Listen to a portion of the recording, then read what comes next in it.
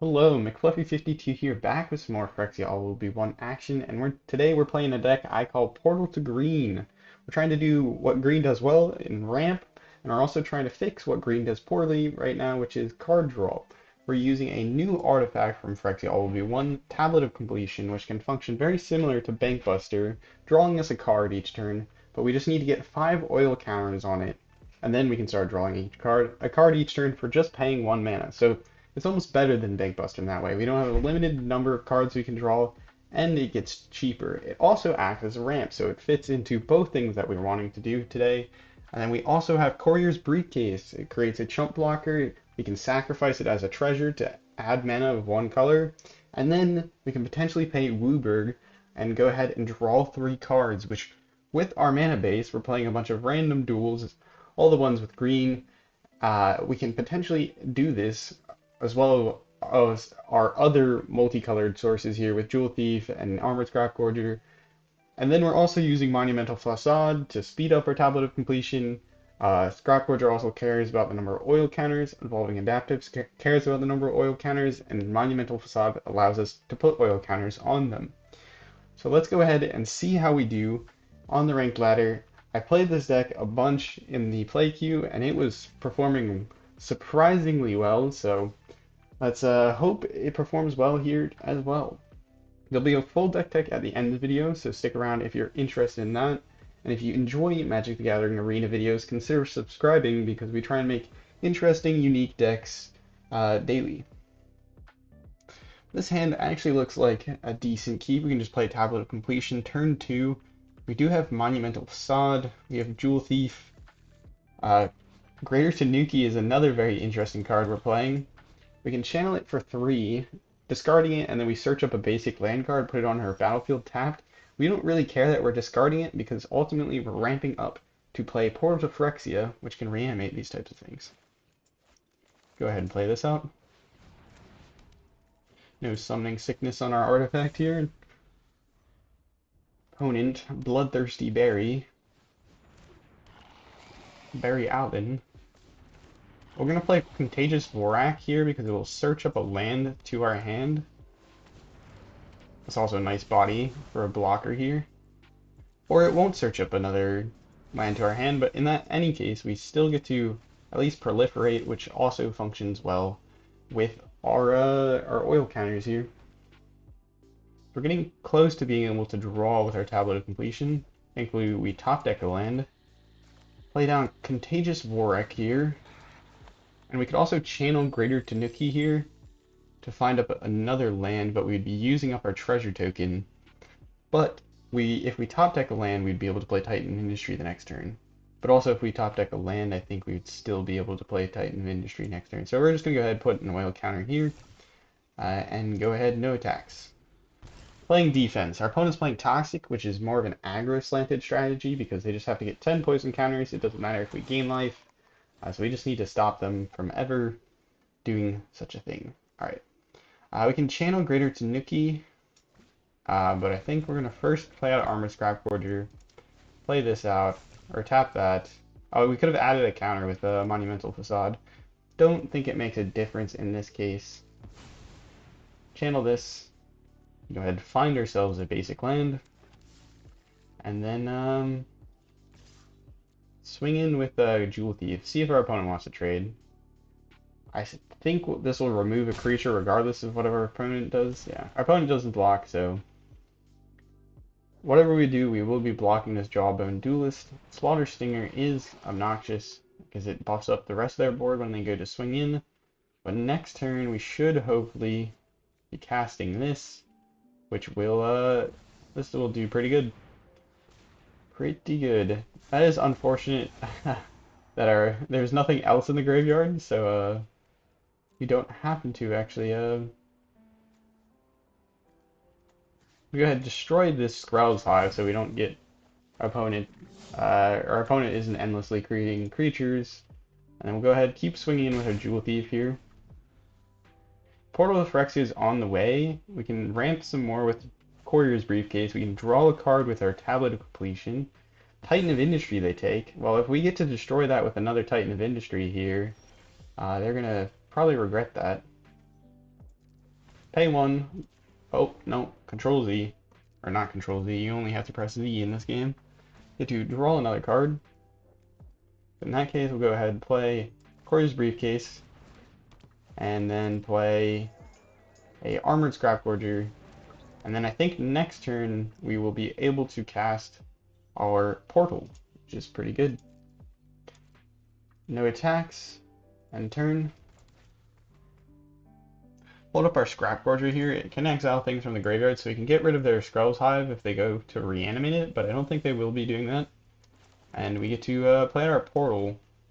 I guess we'll keep our, actually we'll sacrifice our Courier's Briefcase here. Our Tablet of Completion can draw us a card if it remains untapped. It really wants to tap our Tablet of Completion here, which is kind of obnoxious.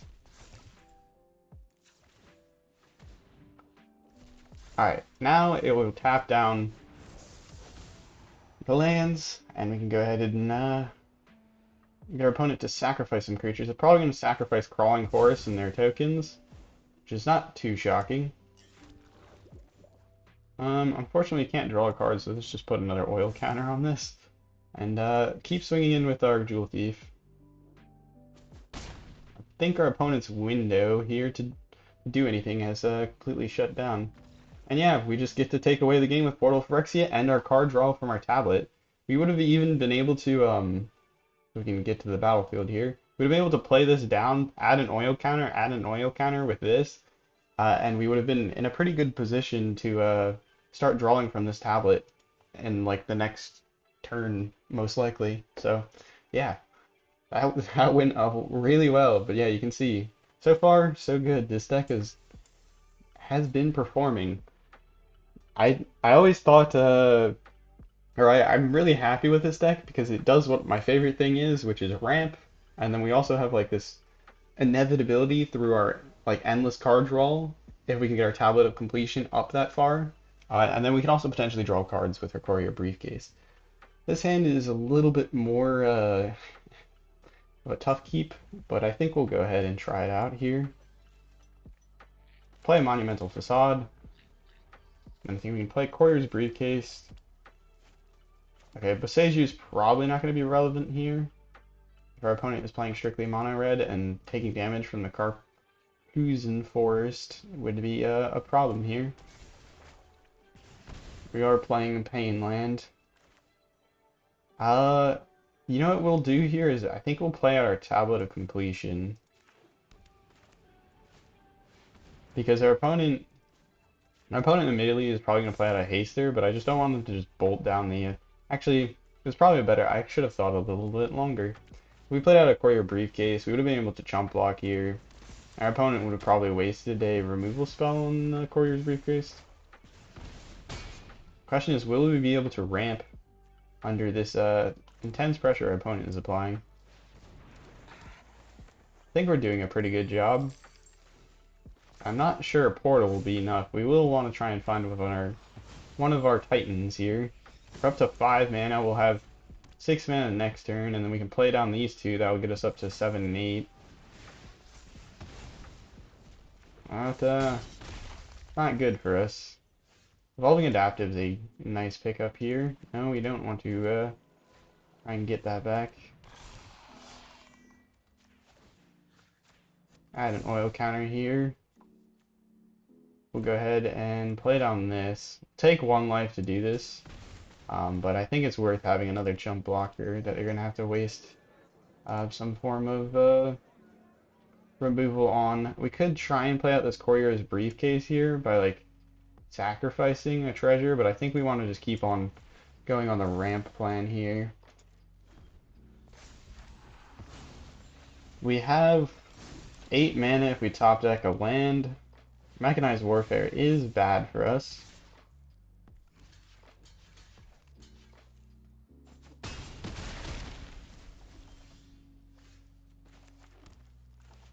Yeah, we can't play out our...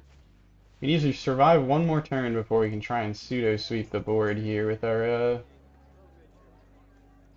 We can't draw a card with our Briefcase yet, so we'll just go ahead, add an oil counter here, add an oil counter here, and then we'll be able to draw cards starting next turn, and then we can play out Pulled a Phyrexia next turn. Will it be enough? Reckless Impulse is bad.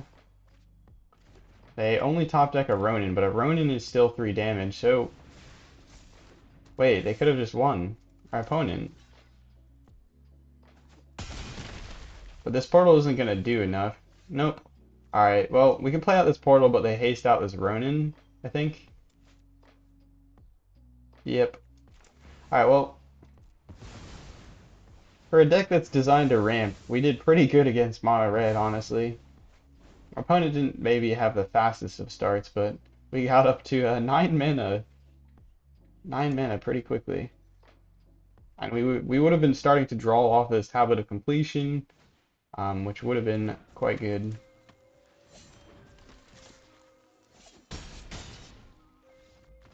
Our first defeat. It was alright. We did a pretty good job of ramping. I do like that, like, everything in this deck feels like it does good things. Like, it does two things at once. Like, Contagious Vorak finds a land while also being an amazing blocker.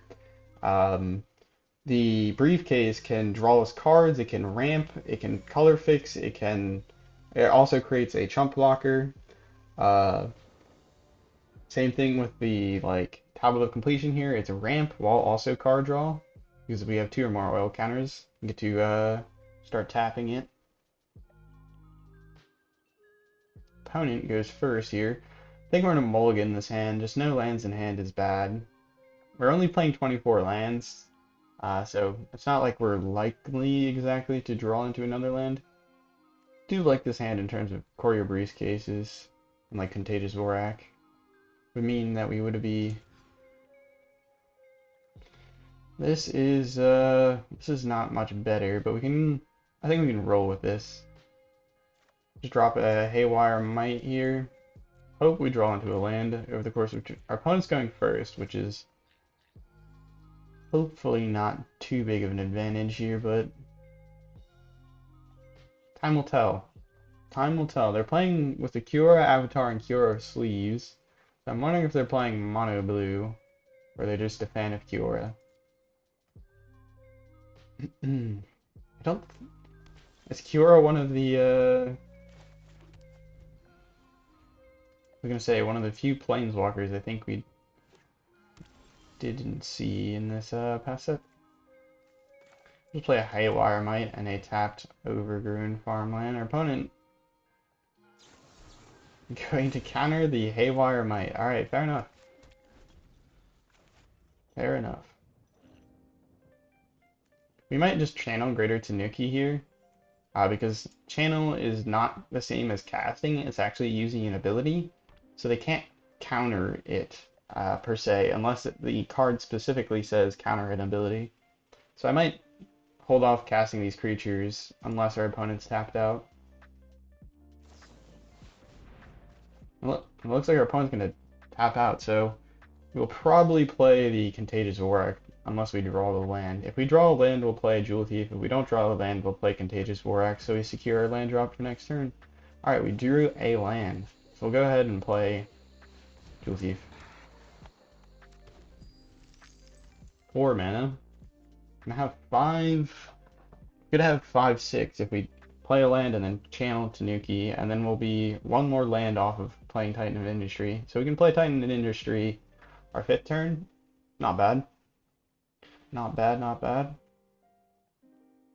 I also really like this deck because we're just playing some very strange cards. Tolarian Tear. That is one of the more expensive Tolarian Tears I think I've seen. Usually my opponents play like a Tolarian Tear and it's 1 mana.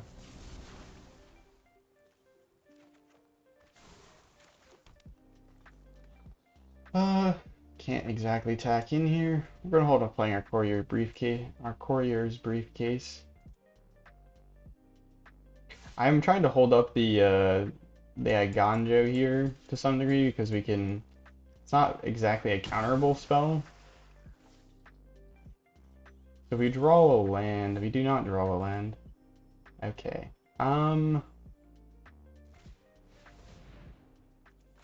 think we would have had to just held up all of our mana here if we wanted to actually use our Ganja, so I think we're just going to go ahead and play things out.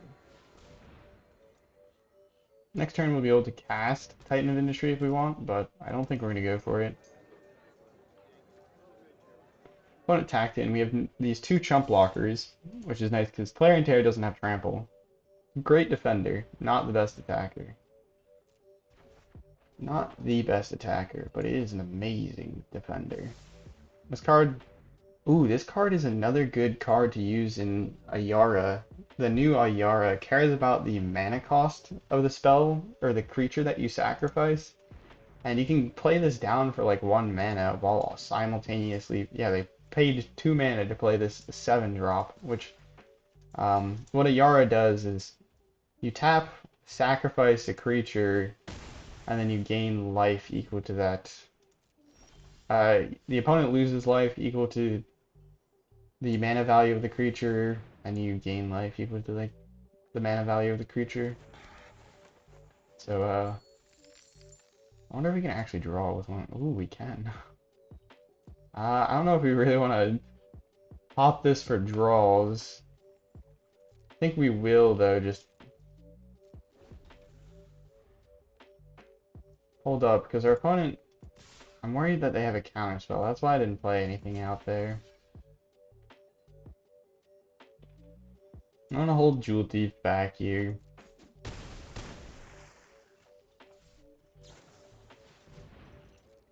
Opponent, please don't find a land so you can hold up a removal spell. There goes a Scatter Ray, so I think we're good to play out our Titan of Industry here.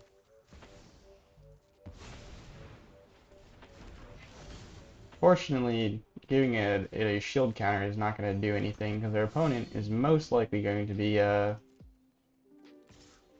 opponent had enough of just the Titan of Industry. Didn't even get to see any of our portals. We're playing 4 portals, which is pretty like a large amount for a 9-drop. I think usually, well, the decks that play portal are usually reanimating it, and the decks that do actually cast out a portal are sort of like this one. But I feel like playing 4 portals in one deck is a bit extreme. It is a 9-drop, so if you draw into it at any point besides later in the game, it's can be bad. But thankfully for us, we're ramping. We are ramping.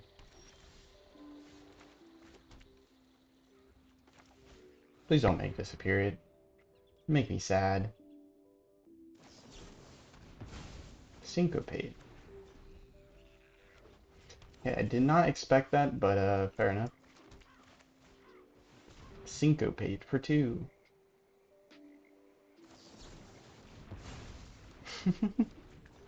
Oh, we should have just channeled a greater Tanuki. My bad. Alright, well, we're getting out all their counter spells, which it's good to make them waste them here because they're not putting, they'll be less likely to have a counter spell when we go to play out our Titan of Industry. So the fact that our opponent is playing Syncopate indicates to me that they're probably playing Mindsplice Apparatus, and they're probably going to flash it in this turn. We're going to hold up Beseiju.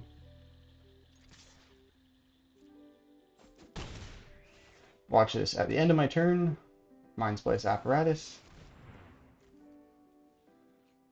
I think I can do this. That's cool. Have a free land. Nice thing about playing these Bluebird colors is we're also playing some of the other channel lands, which are these sort of like nice spells that you can also use as a land occasionally. I mean, we already saw that we had the Seat of Iganjo. Gonna go ahead, channel Greater Tanuki on their turn, and get ourselves a land. Thanks. Alright, we're gonna go ahead, play out an Armor Scrap Forger. We can channel a Greater Tanuki, and that will take us up to 8 mana. We'll be able to play the Titan of Industry next turn. Go ahead, swing in with the Contagious Warwick. I imagine they have March of Wretched Sorrow. That's one of their cards that they're going to be using here eventually. We do not have a response to this, unfortunately, so things are about to get crazy. This card, if you let it sit on the battlefield, can be a nightmare. Because it makes all their instant and sorcery spells one generic mana cost less for each oil counter on here. So this can turn into a massive threat because they can end up drawing a bunch of cards. You can see here, this only costed them 3 mana total, whereas it should technically cost them 4, but they get 1 discount.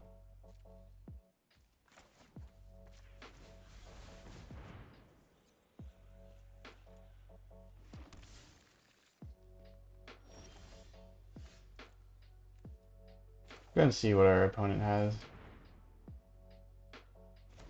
March of Wretched Sorrow is also kind of annoying because it can gain them life here. I haven't played into an Esper Mindsplice apparatus yet, but I am intimidated, I will say. This is a bit of a non-though with the Mindsplice apparatus because this card, funny enough, cares about how much mana you cast a spell. Amount of mana spent to cast a spell. Put 2 of them. So you look at the top X cards where X is the amount of mana you spent to cast a spell. Since they're going to be casting it for less mana because of their Mindsplice apparatus, they're not going to be looking as deep. Which is a kind of funny effect. Though Memory Deluge is a good card. For the front side, you end up looking at the top 4 cards, and you get to, oh no, they're shuffling things back in. I don't think we win this, and this is going to be a long match if we do. So strap in. Strap in. We've managed to draw all of our Dream Cascades, which is impressive.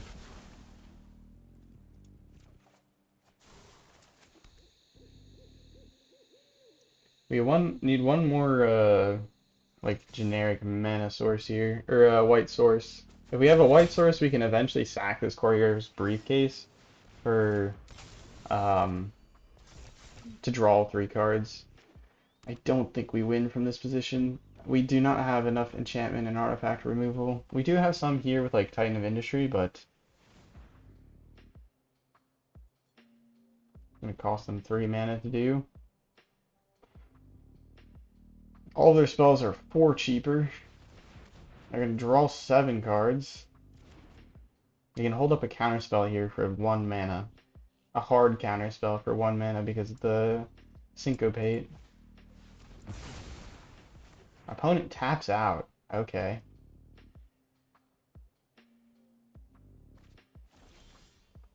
That is interesting.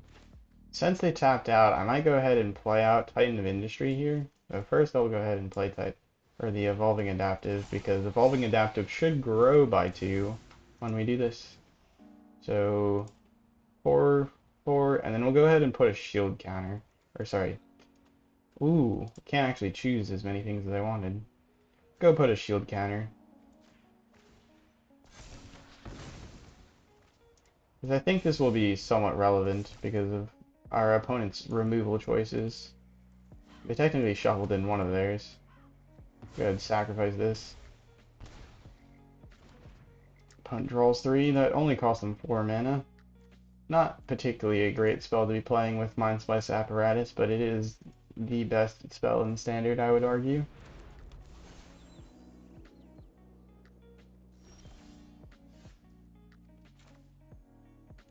If we play this, we get countered. I think that's how this works. Let's go ahead and attack and see what our opponent's up for. If they go ahead and remove this, then... Okay. 1 mana here. Do we think they have a counterspell? Let's go for it. They had their 3rd Syncopate? No, it's a Disdainful Stroke. Alright, well, we're out of cards. Our opponent has a full hand of cards. We're going to call it here for the sake of time. I don't want to make you all sit through another 5 minutes of our opponent slowly removing our life total. That would, it's not much fun for me. I imagine it's not particularly entertaining to watch. It is a cool deck, and it's a great, Very fun deck if you can get your Mindsplice apparatus to stick around, but I don't enjoy playing control, nor do I enjoy being having control played against me, so going ahead and this is a good hand. We have Evolving Adaptive, which is nice. Though we might go ahead and just play out a Dream Root Cascade first turn, then play out a Tablet of Completion second turn. That is assuming our opponent is not playing blue and can counter our Tablet of Completion. Oh, okay, it's Delver of Secrets deck. Alright, so we can go ahead and play this out.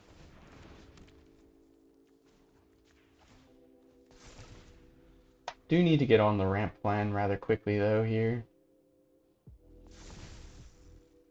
First turn flip on it there, Delver of Secrets.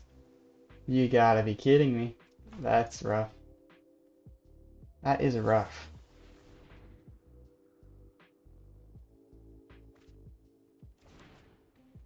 Delver of Secrets. This card will be rotating out of standard again in September. I believe September is when the rotation goes. Play this because if our opponent bounces it back to our hand, we get another treasure. Opponent does not have a 1-mana counterspell for a creature.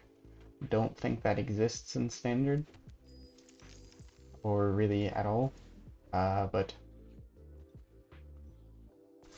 get our Tablet of Completion ticking here so we can start using it for mana as well as drawing cards.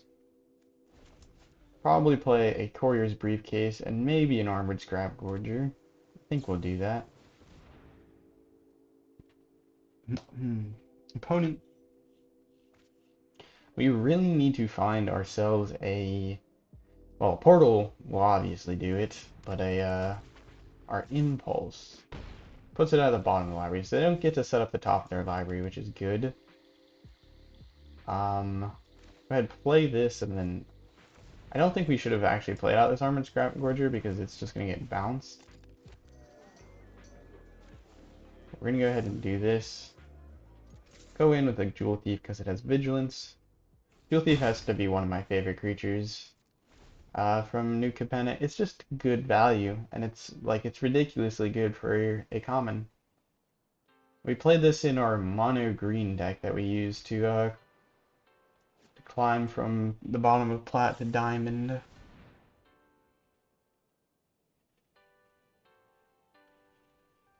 And yeah, Jewel Thief, when we switched up the deck and we used Jewel Thief and was part of the deck, we had like a 57, 50, yeah, I think it was a 57% win rate. I don't remember off the top of my head, but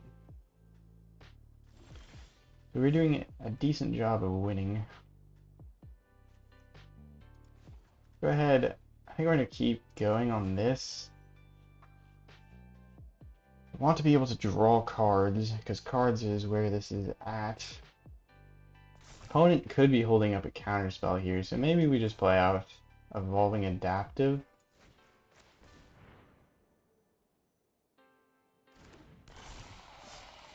Play out the Courier's Briefcase. Create a 1/1. And then we're going to go ahead, attack in with our Jewel Thief and our 1/1 here. Maybe our opponent will want to block with their one Delver of Secret. Or Delver of Secrets. I guess technically, even though it's a singular Delver of Secrets, it still has an S. Hopefully our opponent does not flip it here. If they flip it here, we kind of need... Okay, good. We have at least 2 more turns in the tank. We have our next turn as well as the following turn to survive. Tolarian Tear will shut down our ability to attack in, which is problematic, but 1 mana here means that they do not have a good way to stop us from casting out a... Well, they might have something to stop us from casting out a non-creature spell, but if we have a Titan of Industry off the top, we are okay-ish. My turn. I think we can sacrifice this, draw 3 cards. I'm gonna go ahead and do that. Go ahead and exile this instant from our opponent's graveyard. Only matters if our opponent has a Haughty Djinn here, but they might be playing Haughty Djinn. Alright, Portal. So if we keep ramping, we have 1, 2, 3, 4. Okay, so if we play out this Jewel Thief, we can play Portal to next turn, guaranteed. Will our opponent have a counterspell for it? Who knows? But Portal Phyrexia will be pretty good if we can get it off. Not going to sacrifice our treasure to play Evolving Adaptive here. Go ahead, hold everything back.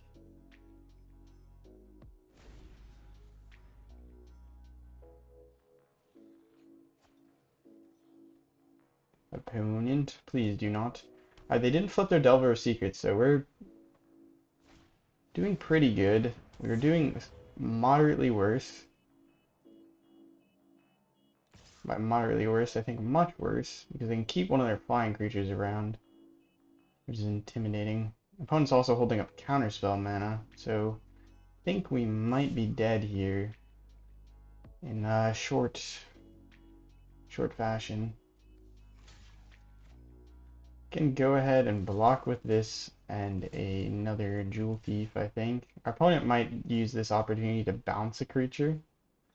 That does bring them down to 2 mana for a counterspell, which reduces the number of counterspells that function on our portal here.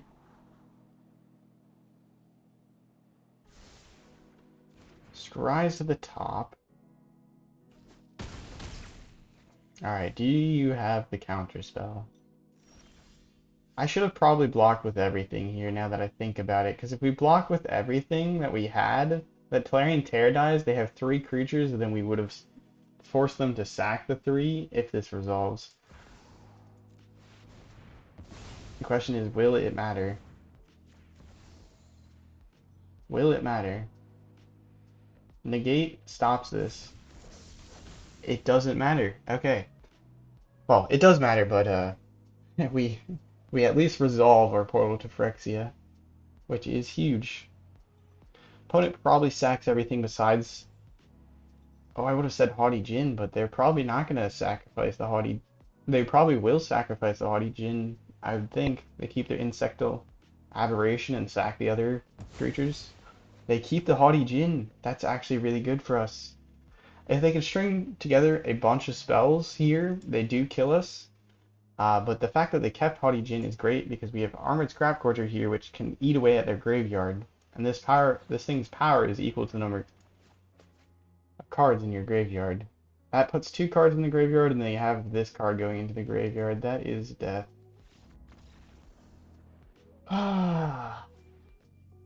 They would have had to draw. Well, all of those cards besides, or yeah, these all would have to be lands. So.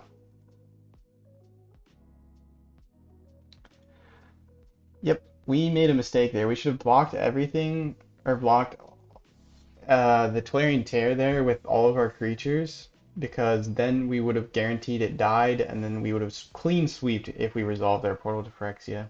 So, being a little bit cautious there, or not thinking long enough, did forfeit us that game.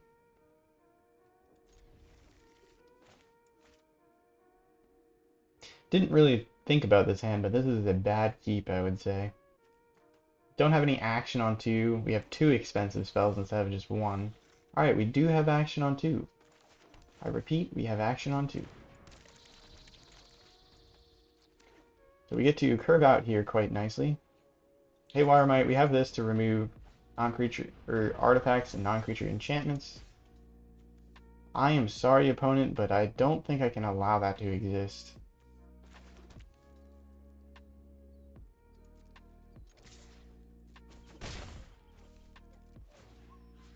Nope. Nope, nope, nope. No drawing. We're the only ones allowed to draw. The fact that we exile it is also brilliant. It says exile target non-creature artifact or enchantment. That is insane. That is insane in the membrane. Alright, we're gonna keep on just hard ramping here.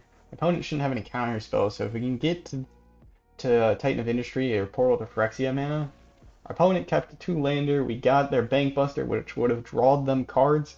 We win the game. Haywire might secured us that game because our opponent kept a 2-lander hoping to draw with Bank Buster, and we were just going off. Damn. Okay, this win rate is obviously skewed by our play queue games, but this is going pretty well, I feel like.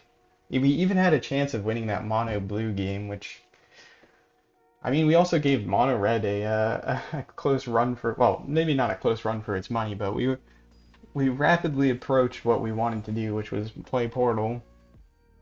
I think maybe you go down one Portal and go up one Titan of Industry, and then this deck's a little bit better, because the thing with like ramping is you're so far behind, you need a catch-up mechanism.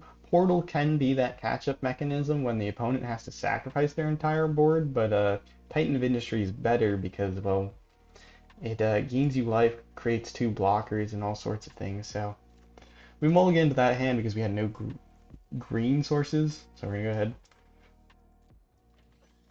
go ahead with this hand. Opponent here, Chandra sleeves. I'm excited for the new Chandra that's coming out in the next set because I think it's actually quite interesting.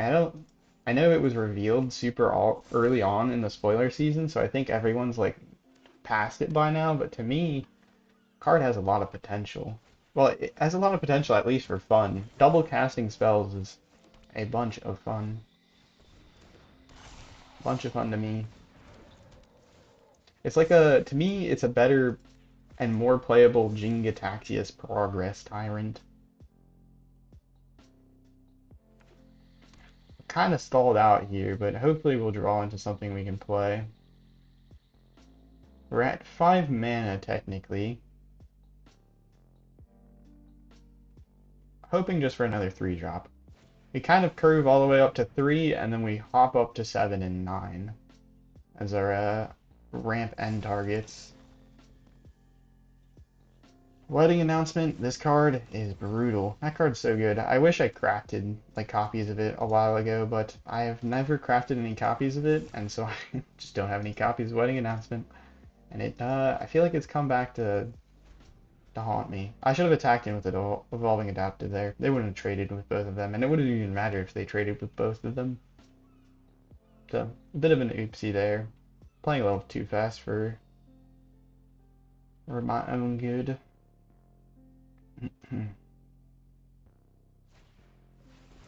Scrap Gorger. That's our card. What the heck? We're supposed to be playing Scrap Gorger. Our opponent is playing Bant tokens.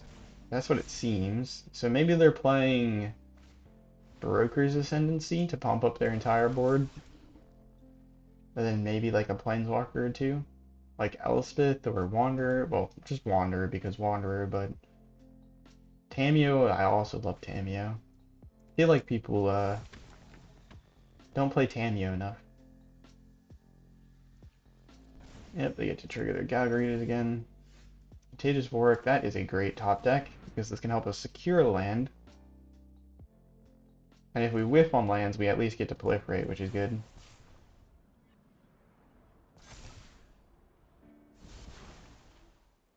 We do not whiff on lands, which is preferable. Add a oil counter to our Tablet of Completion. Next turn, well, not next turn, but the following turn, we'll start being able to draw with it. We have 7 mana, so we can top deck a Portal to Phyrexia, or not Portal to Phyrexia, a Titan of Industry, and just hard cast it, which would be quite nice. Honestly, you could play Atraxa in this deck. Swap out like more of the forests for like different color things and then play Atraxa instead of Titan of Industry, but I wanted to keep green on theme and not play too much Atraxa. Also, I think there is something to say about Titan of Industry in this deck rather than Portal of Phyrexia because you already have... Hey, there's Elspeth. I did think that card might be coming. They leave a blue source open along with their treasure that they have. Flying. Vigilance. First strike. Flying. Okay. That was somewhat expected. We can start attacking in with our evolving adaptive to their Elspeth here. Ooh, whoopsies. Don't think that was intentional. I don't think that was intentional here. Might be wrong. Don't know what combat trick they could have.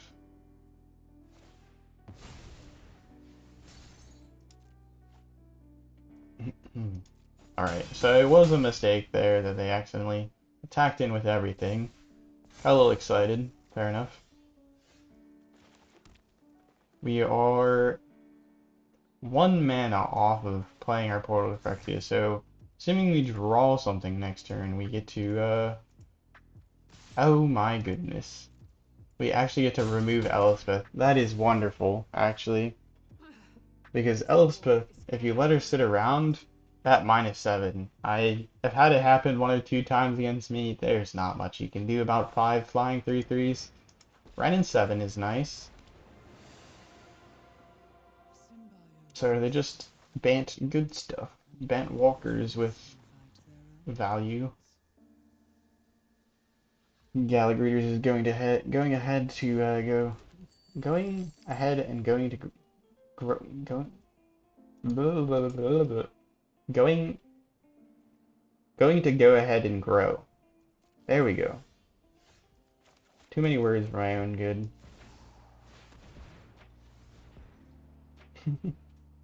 We get to, they have no mana up here, so we don't have to worry about any counter spells, and then we get to swing in on their Ren and 7, which is pretty good for us. We can pick up their Gallagreeters from the graveyard, which would be nice.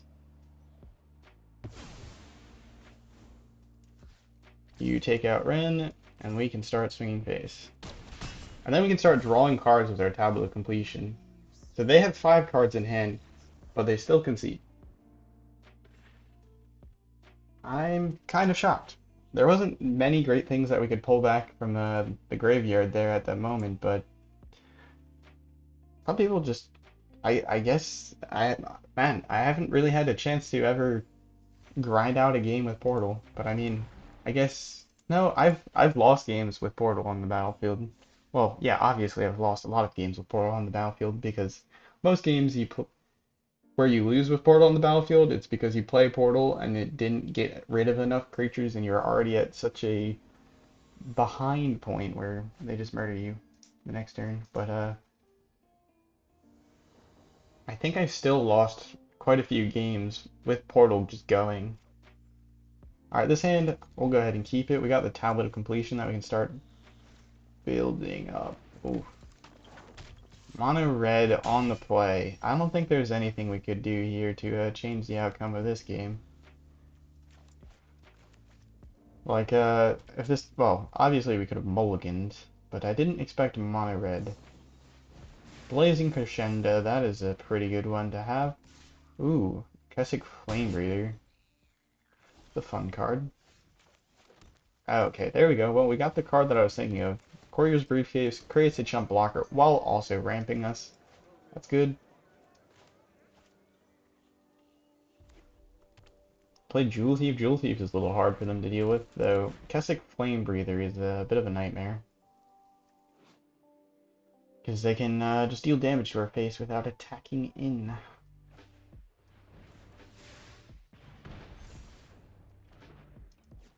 We get Trample here, so it's not even worth jump blocking. Unfortunate.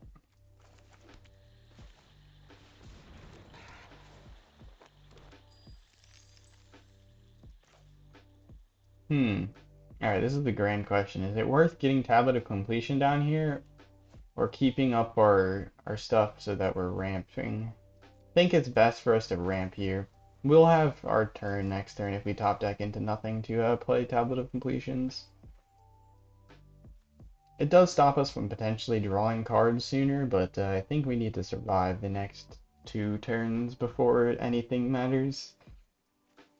Opponent here at a crossroads, trying to figure out what the best spells are to play. I do think Kessick Flame Breather does make your options a little bit more complicated.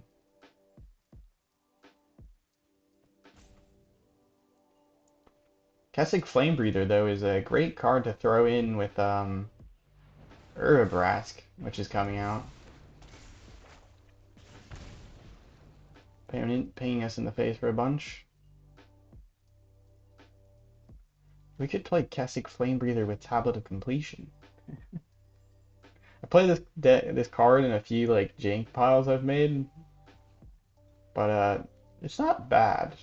It's no Fable the Mirror Breaker, but Fable the Mirror Breaker is going to be going soon, and it needs something.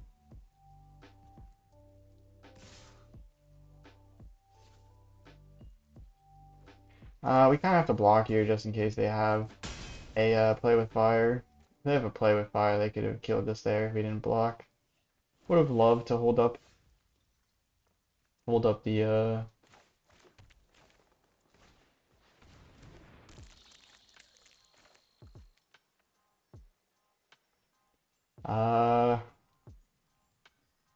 let's see.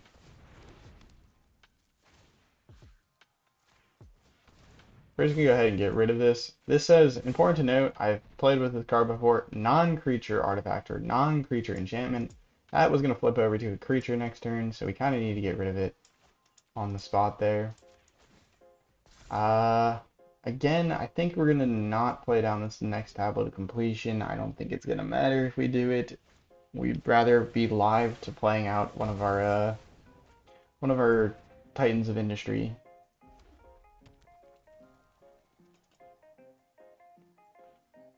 Opponent. Ancestral Anger. That's gonna do it, I think.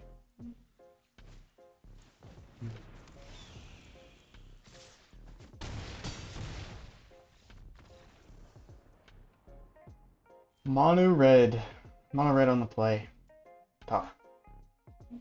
Alright, we'll play one more game here, and then we'll go hop into the deck tech and talk about how we think the cards win, maybe some changes to make, or, well, yeah, some changes to make.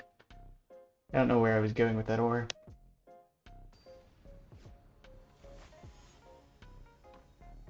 Against Touch with an Urabrask avatar. The funny thing is, I've played, the past few days I've gotten a little bit more time on my hands to play, test, and play, Arena, and, I haven't played against a bunch of mono red recently, but today we are playing against mono red. We've played 2 mono red matches. Will this be the third? We play out Tablet of Completion next turn.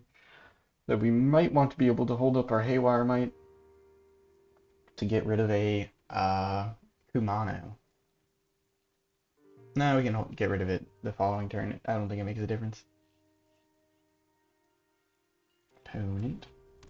Mountain. It's looking red. It is looking red.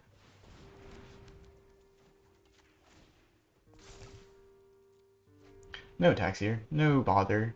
Our opponents, if they're playing red, we're going to prefer to have Haywire Might on the defense. Izzet. Okay, so maybe it's Izzet Spellslinger. With Balmor, I believe, is the flyer that gives your other creatures pumps whenever you play an instant or sorcery. Oh, it is Spellslinger, because that's third path Iconoclast, which whenever you cast a non-creature spell, create a 1/1 soldier artifact creature token. Go ahead, play this out, and then I think we're just gonna go ahead and add a oil counter to Tablet of Completion. We can technically hold up our Haywire Might here. We'll see if our opponent wants to block with their third path Iconoclast. This card can get a bunch of value if left unchecked. Portal to Phyrexia is going to be very bad against our opponent. Targeted removal would be a godsend, but we don't have any.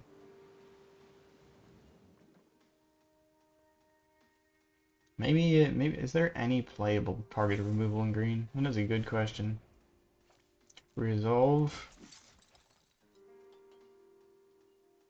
Opponent's Thirst for Discovery, looking at the cards, trying to figure out what would fit well in this situation before they discard. Presumably they don't. Oh, they do have a basic. So I guess they were deciding whether or not they wanted to keep the land or do something else. Put an oil counter on this. Also think I will put another oil counter on it.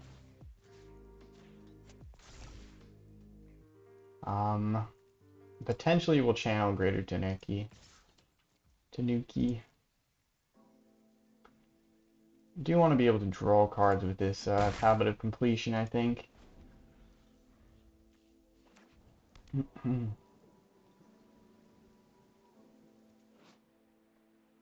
I do love this card. Even if it's not amazing or even good, it is quite a lot of fun.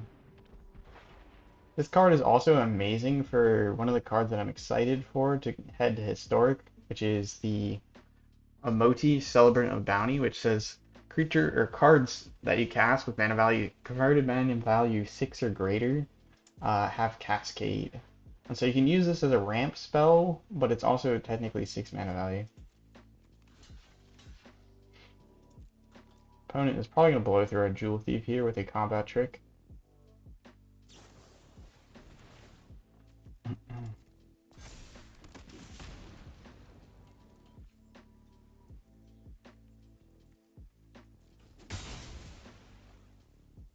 Thankfully that play with fire did not head to our face, where it could have allowed them to scry, so we at least got something out of that block.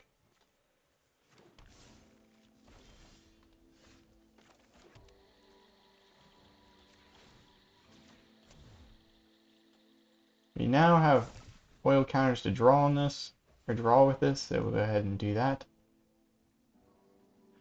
Yep, we're starting to draw cards, opponent. We're going to draw 2 cards every single turn. That is pretty crazy. Opponent, I don't think they have any counter spells here, so we can get to play out our Jewel Thief, which is nice. And then we're at 7 mana. Yeah, we're at 7 mana. I can count. Slip out the back. It's gonna grow that and then phase it out and then return, which is not great for us. We need these tokens to go somewhere. Because when we play our Portal of Phyrexia, they can keep their electrostatic infantry. Ancestral Anger, that's quite the good spell to be playing. Another Ancestral Anger.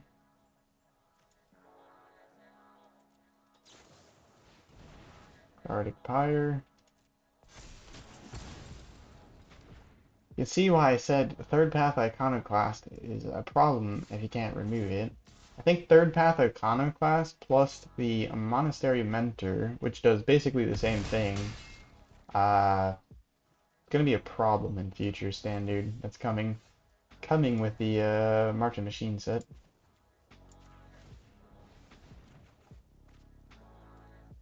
That does not remove creatures, unfortunate.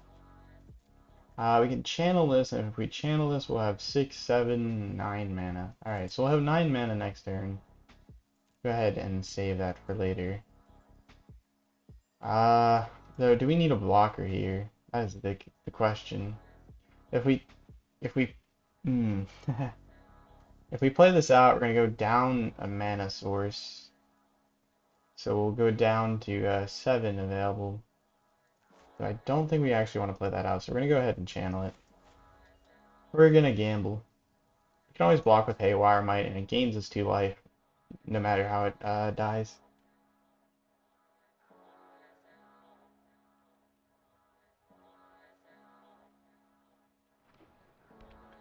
Opponent plays another. They're hitting their land drops.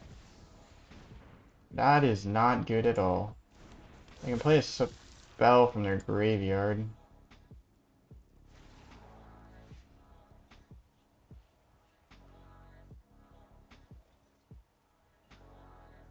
Play with fire to the face. I think we're dead. Send it face. Honestly, I would have sent it face, because then you get to scribe, but it doesn't really matter what happens here. I think we are dead regardless. Our opponent has plenty of damage to go around. Yeah, there's nothing we can do here. The price we pay for playing green with no removal. We did not get to ramp quite as I wished that game. Alright, let's go ahead and hop into the deck tech and talk about maybe some changes that can be made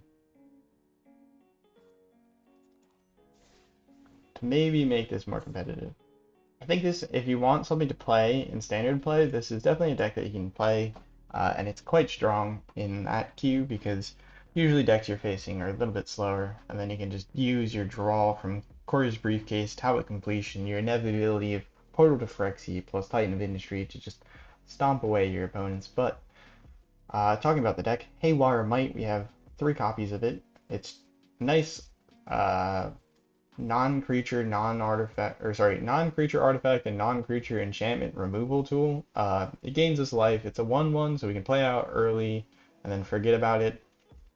Evolving Adaptive. We're playing it because it works well with Monumental Facade. It's a nice blocker. We'll be playing stuff that has 3 power, 3 toughness a bunch, so it basically is a 3/3 on turn 1 because it's gonna generally slowly grow to 3 power, 3 toughness. Or maybe even over the course of 3 turns, it's going to go to 3 power and 3 toughness, so pretty fast in that regard. But yeah, it's just another 1 drop that we can play. Works well with the deck. We can pump it up with Monumental Facade as well. So if we don't have any other uses for our Monumental Facade, Evolving Adaptive works quite well with it. Armored Scrap Gorger. This is ramp, and then it also works well with oil counters. And that works well against like Haughty Djinn decks where you can exile stuff from the graveyard, you get it down early, then you eat away their instant and sorceries, or if they're trying to reanimate, you get rid of it. So it's really good mana dork in that regard. And we're just playing it as a decent mana dork. It has 3 toughness, so it grows the evolving adaptive. Courier's Briefcase. We're playing this one because, well, we would like the creature. It chump blocks, it ramps us, it also fixes our mana. Um, and by fixes our mana, we only really need different colored mana when it comes to channeling these channel lands. So we're playing Iganjo and Takanuma. Iganjo can remove things. Takanuma can return creatures or planeswalkers from our graveyard, which is nice, to our hand so we can play them. But yeah, Courier's Briefcase, we're playing it because it can actually draw us cards while also ramping us. So we have like this different option here between just saving it up to cast out like a Portal of Phyrexia or cracking it to draw 3 cards, which can be very important when you're empty-handed and you top deck this.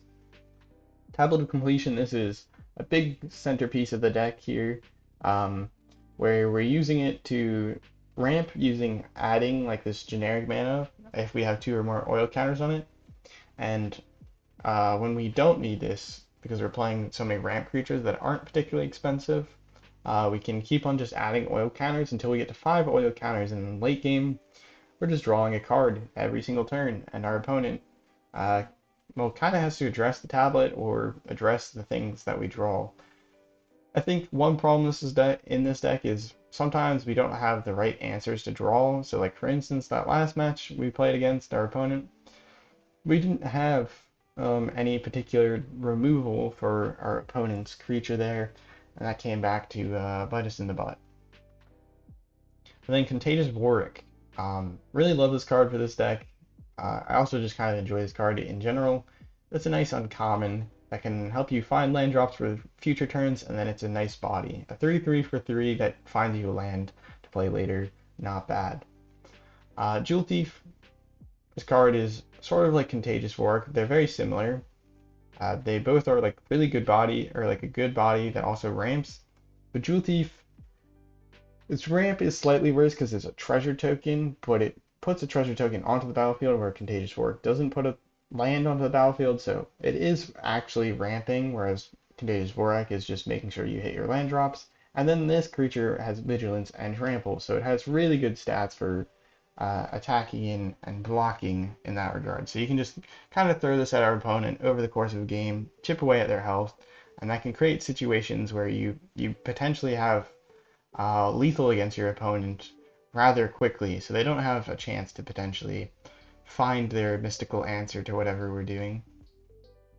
Greater Tanuki, we're playing 4 copies of this because, well, I just kind of thought it would be fun, and it's also another card that fits well into 3 like mana ramp here. So we got our 2 mana ramp, 3 mana ramp.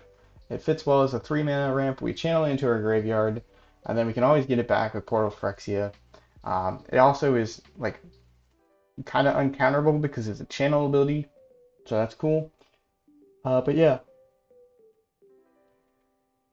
Titan of Industry.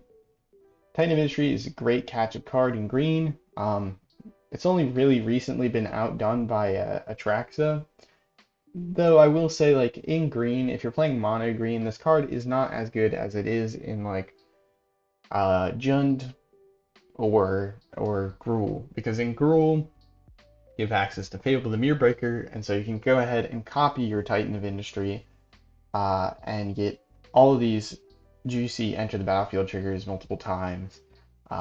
Which if your opponent leaves your Kiki Jiki flip, you can it can be very problematic. But yeah, recently Atraxa has been kind of overtaken Titan of Industry as the standard staple for just like big good creature. But I still love it. It's still a pretty good card. And then lastly, we're playing 4 copies of Titan Industry. This is probably the best artifact to come out of Brothers War. Um, because, well, the ability to make our opponent pseudo sweep our opponent's board, they sacrifice 3 creatures, and then we can just reanimate each turn. Allows us, so if our Titan of Industry dies, we reanimate it. We get those ETB triggers again, which is really awesome. Same thing as I said before. We channel Tanuki to ramp, and then eventually we'll get to return the Greater Tanuki back from our graveyard as a 6/5 trampler. So it's a really good body on the board to go ahead and finish out the game. And then the land base, as I said, we're playing some basics here for our Greater Tanuki to hit. And then we're playing duels. So we're playing 3 of each like color. So we're playing 3 green white or green blacks, 3 green reds, 3 green whites, 3 green blues, and then we have our Monumental Facades to go ahead and then enable our Tablet of Completion, our Evolving Adaptive, and our Armored Scrap Forger. So since we're playing kind of monocolor here, and our other colors are simply just upsides, we can get away with just a full play set of Monumental Facade, which is a colorless land, so that we can go ahead and try and ramp up our Tablet of Completion here so we can start to run cards sooner or make our Evolving Adaptive bigger. So that is the deck. Let me know what you guys think in the comments down below, what you might change about the deck. I'm trying to think of what I would change about the deck. I think what we could really use is just removal. Just like 3 copies of Go for the Throat here, and then swap out some of our forests, or switch around our mana base here so we're just a little bit heavier into black as like a secondary color, and then we're able to get rid of those really problematic cards that if they stick around, they're gonna end the game. And then we can use Portal Phyrexia as our like dunk on our opponents. Like we remove whatever is really problematic. We can also thin out the playing field so that they most likely have 3 or less creatures. And then when we play Portal to Phyrexia, we finish off those rest of those creatures. Though perhaps it would be even better to play a little bit more flexible removal here and try and go for something like, I guess Void Rend is something in theory you could try and jam into this deck, which just says destroy, I think non-land permanent. Let's check what Void Rend says. I think I spelled that correct, yeah. This spell can't be countered, destroy target non-land permanent. Obviously we're not playing a ton of white, blue, or black here, so that would be a little bit difficult to get off. But there's, I think, let's see what things say destroy and their instant sorcery. We have obviously some white removal here. We could play Faithful Absence, because they can hit planeswalkers or creatures. So that would be good. We don't have, well, we do have enchantment removal here with Haywire Might. So we have like our enchantment removal. We also have removal for enchantments and artifacts with Titan of Industry. So we have like these kind of covered. But we definitely are missing some sort of creature removal. Is there any creatures that remove things? Remove target creature? No, I don't think there is any in standard. But yeah, Hero's Downfall. That double black would be potentially a bad idea to use. Um, but yeah, Faithful Absence might actually be even better because it's 2 mana that can hit either Planeswalker uh, or creatures. Maybe we play like just a copy or two to populate. We play um, like 3 Faithful Absence and cut out our Greater Tanukis here, and then maybe trim down a Portal to Phyrexia, down one, um, maybe like one Briefcase, and then you have like 6 slots that you can slam 3 Fateful Absence and 3 Depopulates maybe, and then you would adjust your mana base again. Like I said, we need a bit more white or plains to go with that, but yeah, let me know what you think in the comments down below. What do you think of the deck? What do you think about Tablet of Completion? I think this card is pretty fun to play with. I don't know if it's actually that good, um, but it can generate a lot of value for green when you don't have a ton of card draw. Anyways, have a nice morning, evening, night, afternoon, wherever and whenever you're watching. Ciao.